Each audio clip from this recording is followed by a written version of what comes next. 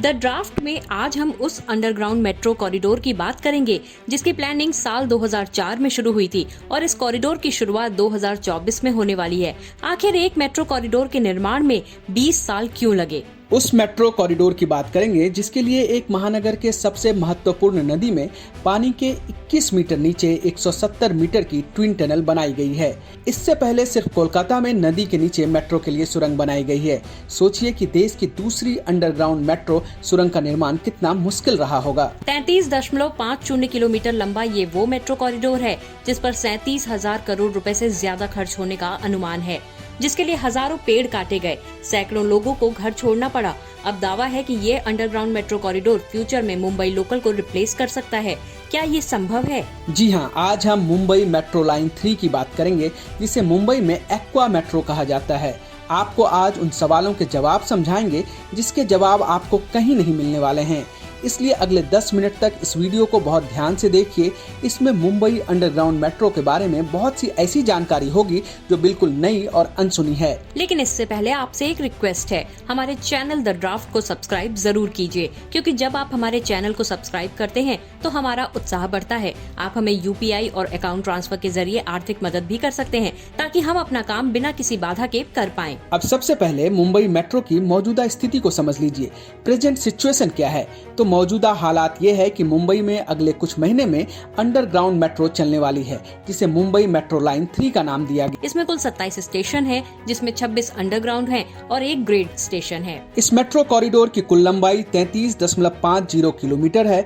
Metro line 3 को पहले 3 phase में बनाने का प्लान था, लेकिन अब 2 फेज में इसे पूरा किया जा रहा है। पहला फेज आरे से बांद्रा कुर्ला कॉम्प्लेक्स यानी BKC तक है। जून जुलाई तक इसका काम पूरा हो जाएगा।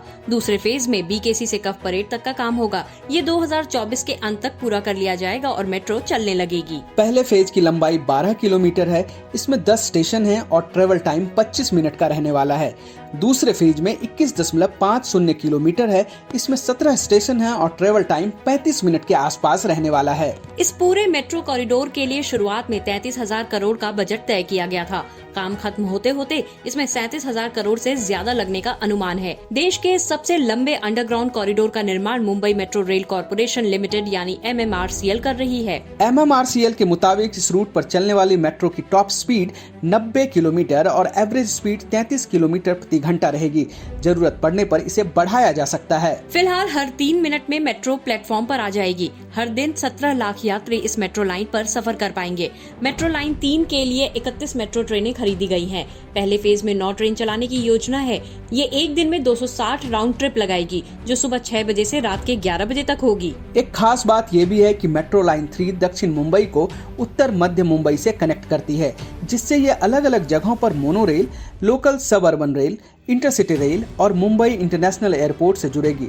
मेट्रो रूट प्लानर्स को उम्मीद है कि इसके शुरू होने से बांद्रा और चर्च गेट के बीच वेस्टर्न लाइन पर ट्रैफिक का लोड कम होगा, जहां लोकल ट्रेन के अलावा सड़कों पर काफी भीड़ है।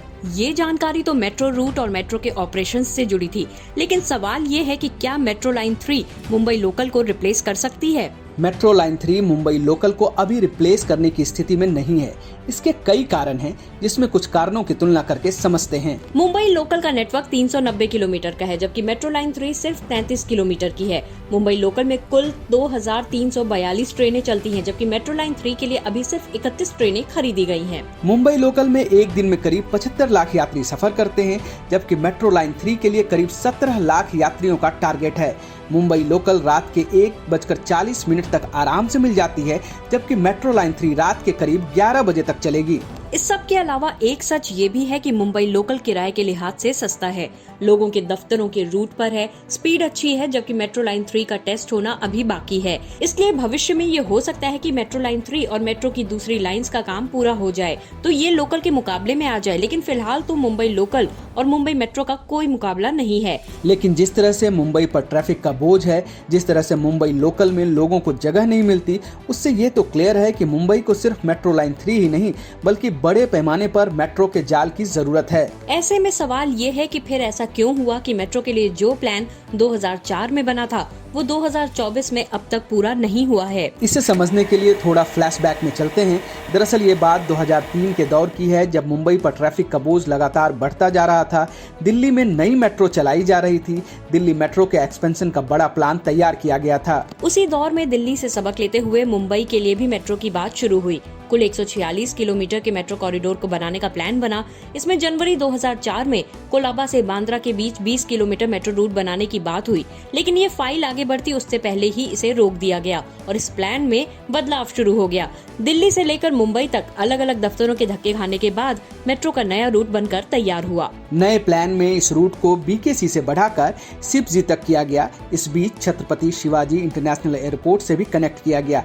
पहले दूरी 20 किलोमीटर की थी, बाद में इसे 33.50 किलोमीटर तक कर दिया गया। ये भी तय किया गया कि ये पूरा रूट अंडरग्राउंड बनेगा और इसमें 21,000 करोड़ रुपए की लागत आएगी। अंडरग्राउंड रूट बनाने की सबसे बड़ी वजह ये बताई गई कि मुंबई में जमीन खरीदना एक मुश्किल टास्क था, इसलिए अंडरग्राउंड रखना बेहतर होगा। स्टेशन के लिए जमीन अधिग्रहण की समस्या कम होगी। 2011 में ये सब तय हुआ और 2012 में प्लानिंग शुरू हो गई।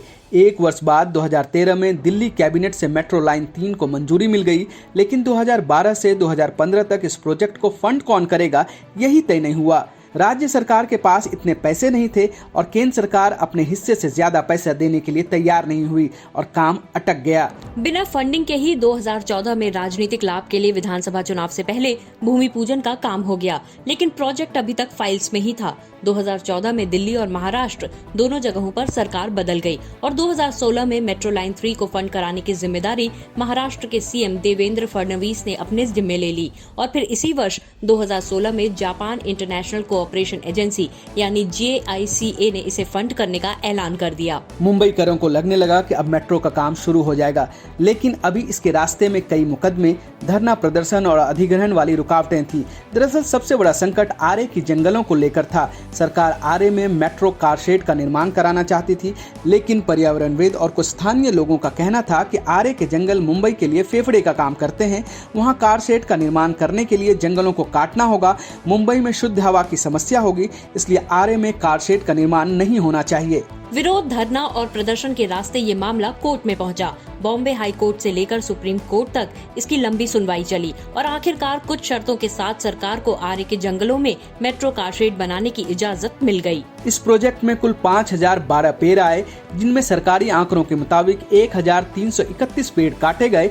3681 पेड़ को मुंबई के दूसरे हिस्सों में लगाया गया। ये सब होने के बाद काम शुरू हुआ, लेकिन MMRCL के लिए सबसे बड़ी चुनौती मीठी नदी के नीचे सुरंग बनाने की थी। मेट्रो के इंजीनियर्स को नदी के नीचे सुरंग बनाने का अनुभव नहीं था, इसलिए उन्हें बड़ी तैयारी करनी पड़ी। मुंबई को पानी की सप्लाई में मीठी नदी का बड़ा रोल है, इसलिए इस बात का भी ध्यान रखना था कि नदी को किसी तरह का नुकसान ना हो। मुंबई की पहली अंडरग्राउंड मेट्रो को धारावी से BKC तक पहुंचाने के लिए मीठी नदी के करीब 21 मीटर नीचे टनल तैयार करना था। तय हुआ कि BKC से धारावी के बीच जो 1.5 किलोमीटर लंबी सुरंग बनेगी, इसमें से मीठी नदी के नीचे 1.1 किलोमीटर की सुरंग होगी, जिसमें केवल 242 मीटर के हिस्से में ही साल भर पानी रहता है, जबकि बचे हुए भाग में केवल हाई टाइड और बारिश के दौरान ही पानी आता है। धारावी से BKC के बीच 1.5 किलोमीटर के ट्विन टनल का काम शुरू हुआ। इसमें से एक टनल का काम 1314 मीटर और दूसरे टनल का काम 956 मीटर का था। आपात स्थिति से निपटने और दोनों टनल को जोड़ने के लिए 154 मीटर की एक अलग सुरंग का निर्माण भी किया गया। मेट्रो लाइन 3 अपने सबसे मुश्किल फेज में पहुंच चुकी थी। इस काम को पूरा करने के लिए कफ परेड के इलाके में हर दिन करीब 150 धमाके किए गए। पेट्रोलियम जेल से विस्फोट कर चट्टानों को तोड़ा गया। पानी के नीचे टनल की खुदाई सबसे मुश्किल कामों में से एक था। इस दौरान रोजाना 100 से 120 डंपर के बराबर मिट्टी बाहर निकाली जाती थी। 4 डिब्बों वाली ट्रेन के माध्यम से हर दिन 1200 से 1300 क्यूबिक मीटर मिट्टी सुरंग के बाहर निकाली गई। MMRCL के अनुसार टनल बोरिंग मशीन यानी TBM की मदद से पानी के नीचे एक दिन में 10 मीटर तक टनल तैयार होती है। इस तरह से 2019 में शुरू हुआ सुरंग का काम 2020 में पूरा कर लिया गया। भले ही इस दौरान कोरोना का भी संकट रहा, लेकिन काम चलता रहा और देश में नदी के नीचे मेट्रो के लिए दूसरी सुरंग तैयार हो गई। और 2013 में जिस मुंबई मेट्रो को दिल्ली कैबिनेट से मंजूरी मिली थी, 2018 में जिसे पूरा होना था वो 6 वर्ष की देरी से 2024 में अब पूरा होने वाला है। लेकिन देर से ही सही, मुंबई मेट्रो लाइन 3 मुंबई के लोगों के लिए एक वरदान है, जिससे मुंबई की सड़कों और मुंबई लोकल से तो बोझ कम होगा ही, मुंबई की रफ्तार भी बढ़ेगी और सबसे बड़ी बात, मुंबई को मॉडर्न ट्रांसपोर्ट इंफ्रास्ट्रक्चर भी मिलेगा। उम्मीद है कि हमारा ये वीडियो आपको अच्छा लगा होगा। हमारी कोशिश होती है कि वीडियो के माध्यम से आपका ज्ञान बढ़ाएं, आपको जानकार बनाएं, और अगर ऐसा करने में हम सफल हो रहे हैं तो आप हमें सब्सक्राइब कीजिए, परिवार और दोस्तों को भी शेयर कीजिए। आप हमें UPI और अकाउंट ट्रांसफर के जरिए आर्थिक मदद भी कर सकते हैं।